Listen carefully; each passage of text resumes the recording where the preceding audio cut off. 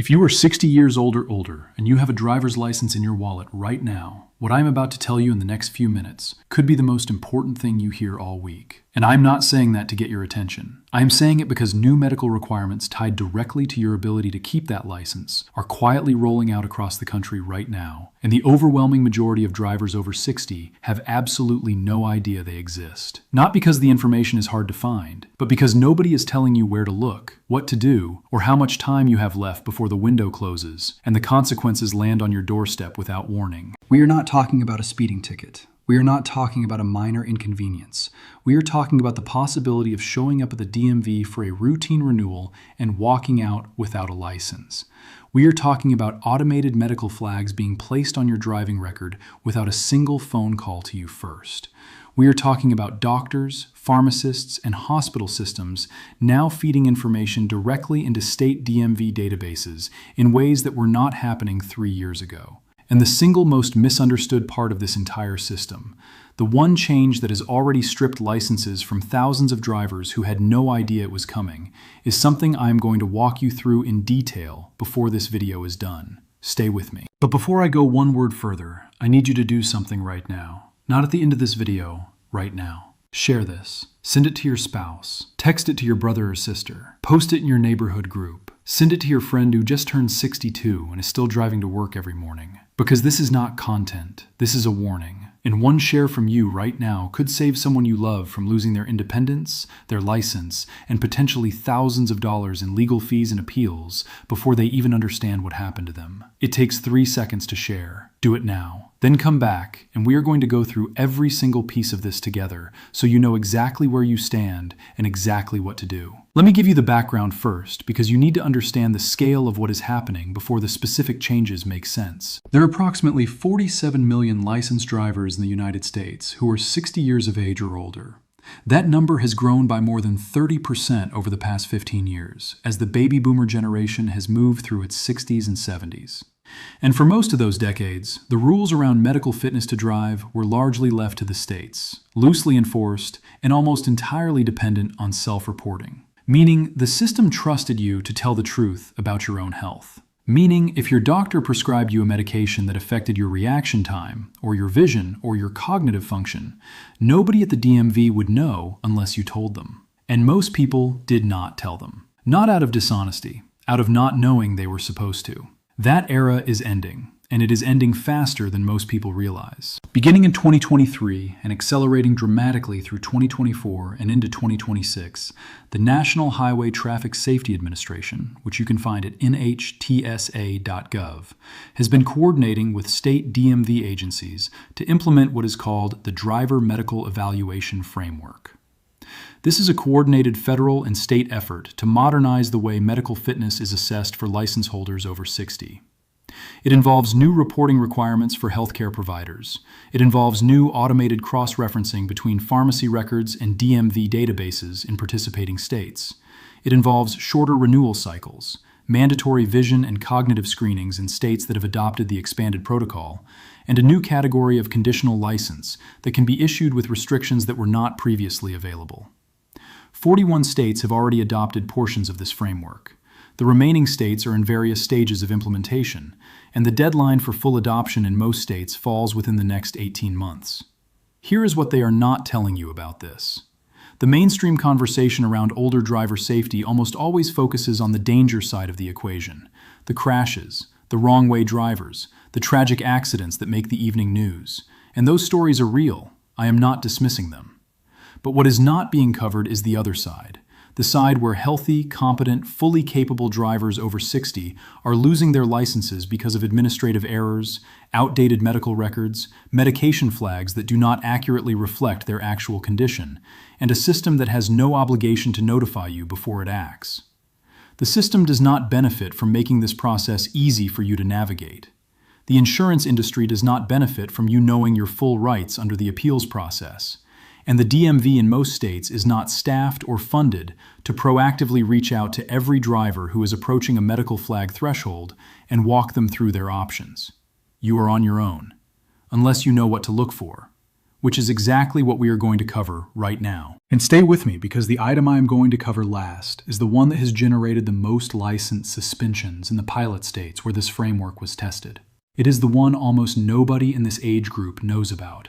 And once you understand it, you are going to understand why it matters more than everything else on this list combined. Change number 1. Mandatory medical self-certification requirements are now active in 34 states and expanding. Most drivers over 60 have never heard the phrase medical self-certification form. Here is what it is in plain English. It is a document that your state DMV now requires you to fill out and submit either at the time of license renewal or on a separate cycle in certain states, in which you certify your current medical status and confirm whether any conditions or medications apply to your driving fitness. The form asks specific questions, not vague ones. Do you have a diagnosis of epilepsy or seizure disorder? Do you have a condition that causes loss of consciousness or awareness? Are you currently taking medications that your prescribing physician has indicated may impair your ability to drive safely? Do you have a vision condition that has not been corrected to the minimum legal standard for your state? In the old system, you could check no on all of these, and nobody followed up. In the new system, your answers are cross-referenced against pharmacy records and hospital discharge summaries in states that have signed data sharing agreements with the federal framework. That cross-referencing is automated. It does not require a human being to review your file and decide something seems wrong. The algorithm flags it, and a hold is placed on your renewal automatically. Margaret is 67 years old, a retired school librarian from Columbus, Ohio.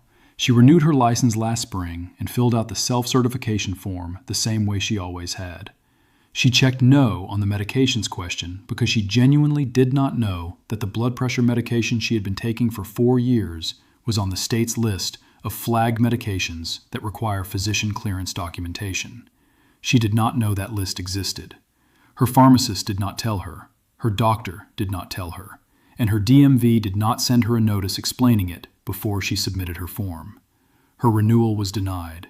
She received a letter 11 days later explaining that her file had been flagged and that she needed to submit a physician certification form before her license could be renewed. She had been driving on an expired license for those 11 days because she had no idea any of this was coming. The physician certification form cost her $180 in appointment fees. The process took 6 weeks. The action step for this one is simple and free. Go to your state DMV website right now and search for medical self-certification requirements for drivers. Read the exact list of conditions and medications that trigger a physician certification requirement in your state. Do this before your next renewal, not during it. You want to know if you are in a flagged category before you are sitting at the DMV counter. Now stay with me, because change number 2 is the one that surprises people even more than the first one. And what is coming at the end of this list is even more critical than both of them combined. Change number 2.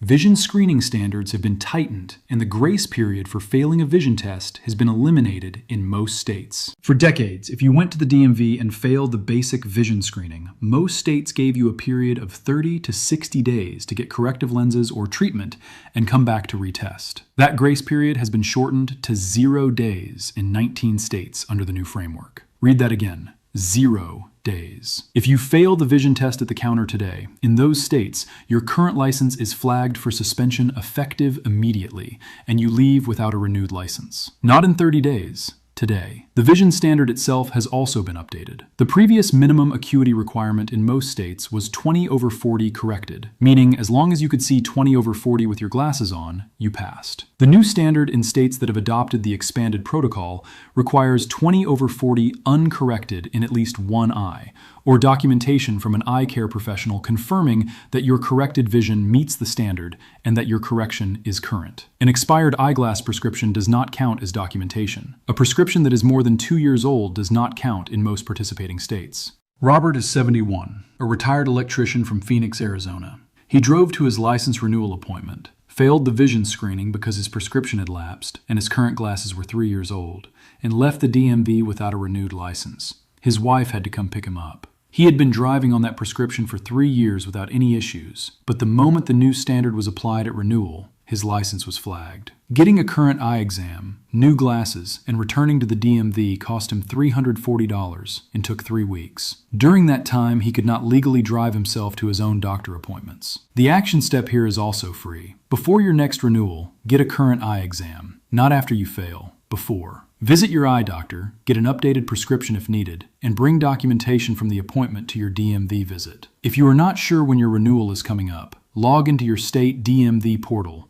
or call them directly to confirm the date. Do not let this catch you off guard. Quick question for the comments. Have you had an eye exam in the last 2 years? Drop a yes or no below. I am building a follow-up video specifically about how vision standards vary by state and which states have the strictest new requirements. Your response tells me exactly how many people this affects directly. Change number 3. Cognitive screening is now part of the renewal process in 12 states, and the number is growing. This is the change that nobody wants to talk about, and almost nobody is prepared for. Cognitive screening as part of driver license renewal has been implemented in 12 states as of 2026, and is under active consideration in 23 more. What this means in practical terms is that at your renewal appointment, depending on your state and your age, you may be asked to complete a brief cognitive assessment. Not a full neurological exam, not an hour-long battery of tests. A short screening that takes about 10 minutes and is designed to flag potential issues with memory, attention, and processing speed that could affect driving safety. Here is what they are not telling you about this screening. If you are flagged by the cognitive screener, your renewal is paused and you are referred for a full medical evaluation before your license can be renewed. That evaluation is not free. It is not covered by Medicare in most cases as a standalone DMV required exam. It is not fast. In some states, the wait time for an approved evaluating physician is 8 to 12 weeks. And during that waiting period, your current license remains in a suspended or conditional status, depending on the state. Beverly is 64 years old, a retired registered nurse from Raleigh, North Carolina. She went to a routine renewal appointment and did not know her state had implemented cognitive screening for drivers 65 and older, which she was approaching. She was given the screener. She had not slept well the night before. She was anxious about the appointment, which is completely normal. She scored just below the threshold on one portion of the attention assessment. Her renewal was paused. She was referred for a full evaluation. That evaluation took 9 weeks to schedule, cost her $520 out of pocket because her specific Medicare supplement plan did not cover DMV mandated evaluations, and she spent 9 weeks unable to drive legally while she waited. She passed the full evaluation with no issues, but those 9 weeks cost her more than money. They cost her independence, her confidence, and her peace of mind. The action step here is to find out right now whether your state has implemented cognitive screening for license renewals and at what age it begins. You can find this information on your state DMV website or by calling your state DMV directly. If your state has it, ask your primary care physician to administer a brief cognitive screening at your next annual wellness visit so you know where you stand before you walk into the DMV. Medicare covers cognitive assessments as part of the annual wellness visit at zero cost to you. Take advantage of that. And keep watching, because what is coming in segment 5 is the single most misunderstood change in this entire update. The one that has already cost thousands of drivers their licenses without a single warning letter being sent. I am going to cover it in detail before this video ends. Change number 4. Medication reporting requirements for pharmacies and healthcare providers are now active in 28 states. This is the change that most people have never even considered as a possibility. And it is the one that feels most invasive when you first hear it. In 28 states, licensed pharmacies and healthcare providers are now operating under mandatory reporting agreements with the state DMV framework. What that means is this. If your pharmacist or your prescribing physician determines that a medication you are taking falls into a category defined as potentially impairing for drivers, they are now required in those states to submit a notification to the state DMV Medical Review Unit. Not to you, to the DMV, first. This is not a notification that automatically suspends your license. It is a flag that triggers a review. But here is the problem. That review happens on the DMV's timeline, not yours. And in most cases, the first communication you receive is a letter telling you that your license has been placed under medical review and that you have 30 days to submit documentation from your physician before action is taken on your license status. 30 days sounds like plenty of time. It is not. Getting an appointment with your physician, getting the correct documentation form filled out, getting it submitted to the correct department at the DMV and confirmed as received, all within 30 days, is a process that catches people off guard constantly, especially when they did not know the review had been initiated in the first place.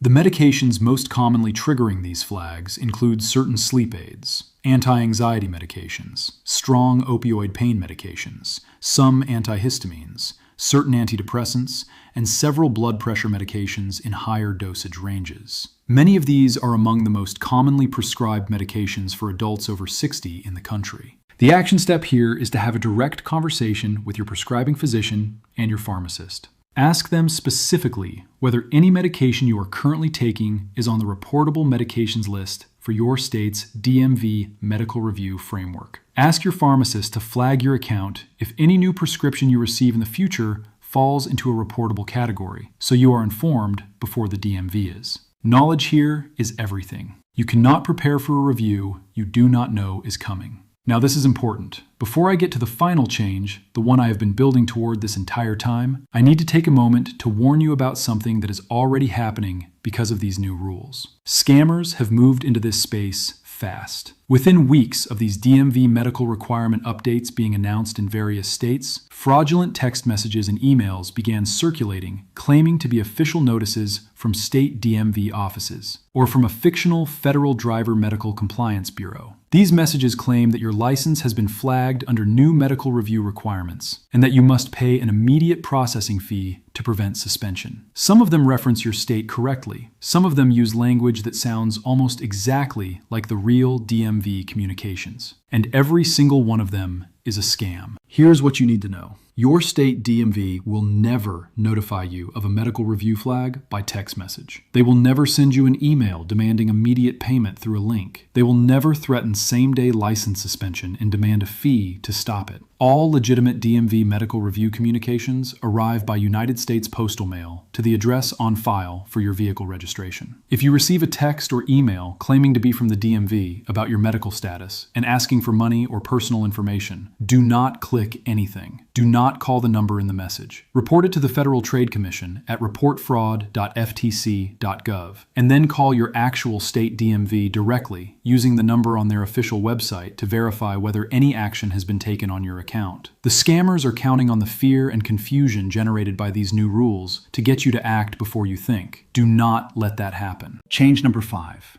And this is the one. This is the change I told you about at the very beginning of this video. The one that has already generated more license suspensions in the pilot states than every other change on this list combined. The one that almost no driver over 60 knows exists. The one that feels completely unfair when you first hear it. But once you understand it, you will understand why knowing it right now could be the most valuable thing you did all week. It is called the Passive Medical History Review Protocol. And here's what it means in plain English. In states that have fully adopted the Driver Medical Evaluation Framework, the DMV now has access to a 5-year look-back window into your medical history as reported through Medicare claims data, hospital discharge records, and certain diagnostic codes submitted by your healthcare providers to insurance systems.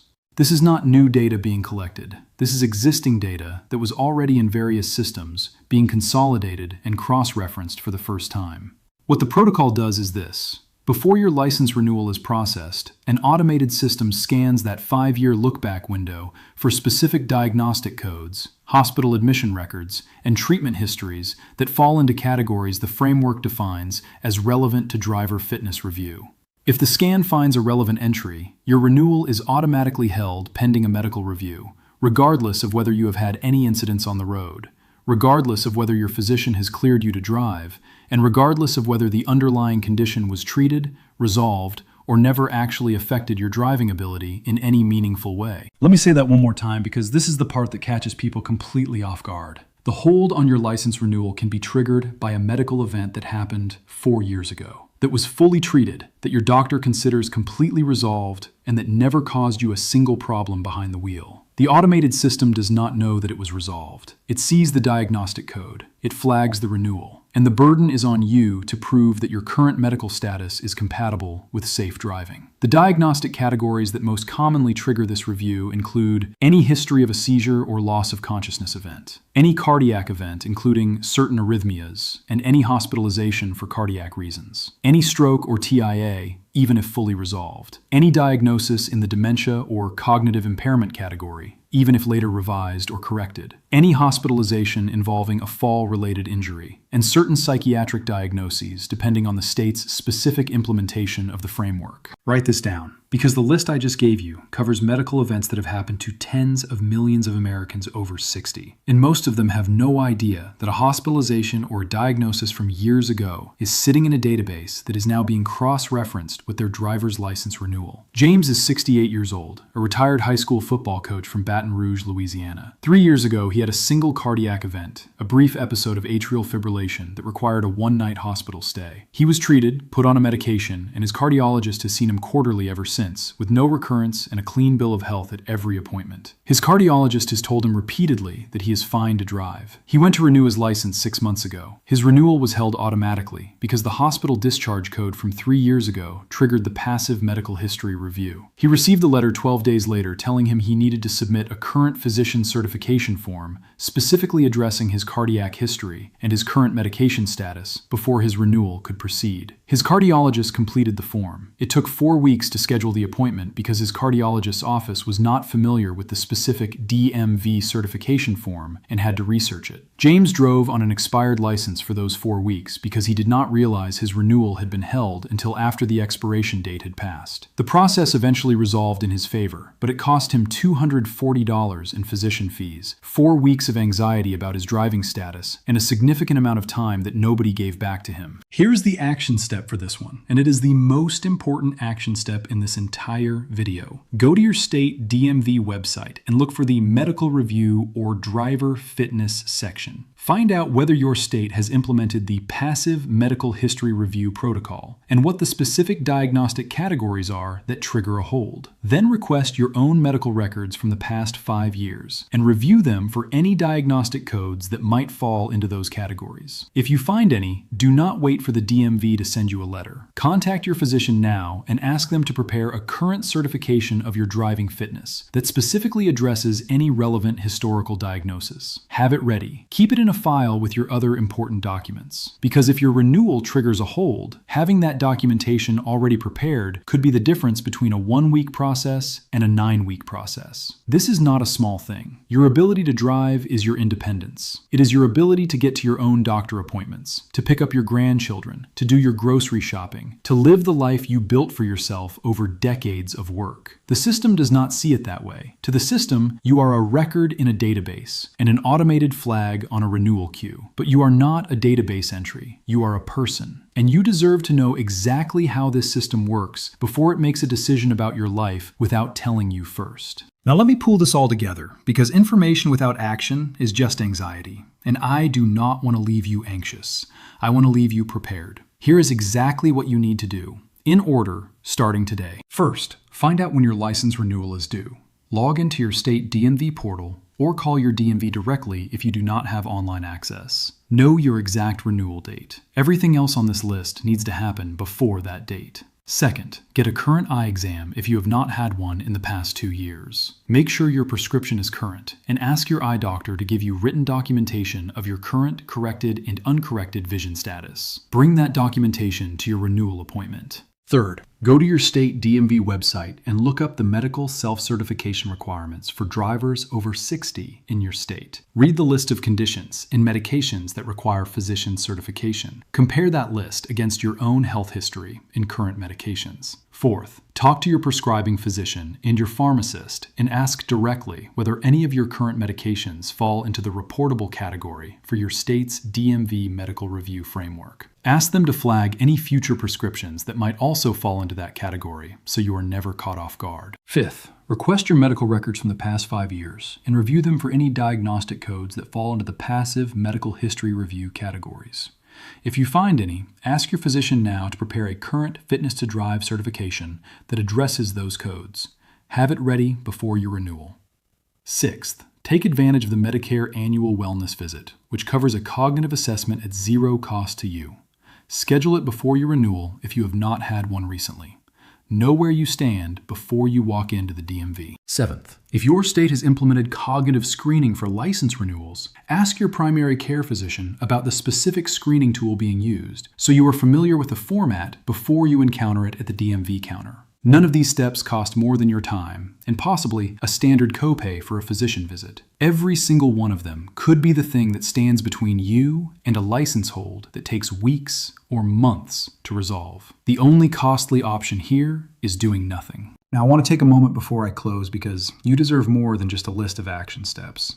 Think about what your driver's license actually represents. It is not a piece of plastic. It is not a bureaucratic credential. It is 40 years or 50 years of getting yourself where you needed to go. It is the independence you built for yourself through decades of showing up and doing the work. It is the ability to be the person your family calls when something needs to get done, to drive your own doctor appointments, to take your grandchildren for ice cream on a Saturday afternoon, to exist in the world on your own terms. You did not work your entire life to have a database flag make a quiet decision about your freedom without giving you a chance to respond. And the system is counting on you not knowing how it works. It is counting on you finding out about the hold on your renewal when you are already sitting at the DMV counter. It is counting on the confusion and the urgency of that moment to rush you through a process you did not prepare for. You now know how the system works. You now know what to check, what to ask, and what to have ready. That knowledge is yours. Nobody can take it back. And that is exactly why I need you to pass it on. Send this video to your parents if they are still driving. Send it to your older brother or sister. Text it to the neighbor down the street who just retired and drives herself to every appointment. Share it with the group chat you have with your friends from work, because somebody in that group is going to have a renewal coming up in the next 6 months and they have no idea what is waiting for them. Post it anywhere you have a community of people in this age group, because this information belongs to every driver over 60 in America, and right now, most of them do not have it. One share from you right now is not a social media gesture. It is a genuine act of protection for someone you care about. It takes 3 seconds, and it could save them their license, their independence, and weeks of stress, and hundreds of dollars in fees they never should have had to pay. Drive safe. Know your rights. Know the rules before the rules know you, and we will see you in the next one.